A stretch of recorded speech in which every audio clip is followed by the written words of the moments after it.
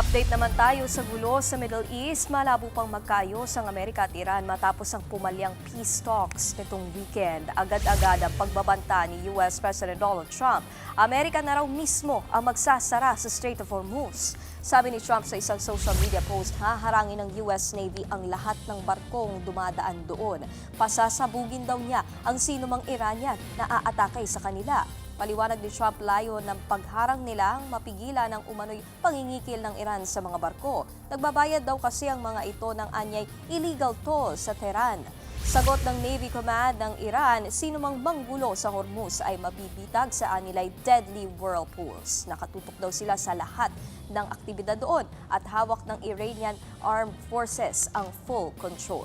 Matapos ang peace talk sa Pakistan nitong weekend, pareho nagsisihan ng Amerika at Iran kaya walang naging kasunduan.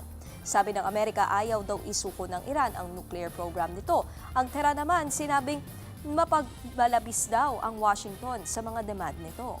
Mga kapatid, Nikki de Guzman po. Para sa pasada ng mga rumaratsyadang balita, mag-follow at mag-subscribe na sa social media pages ng News 5.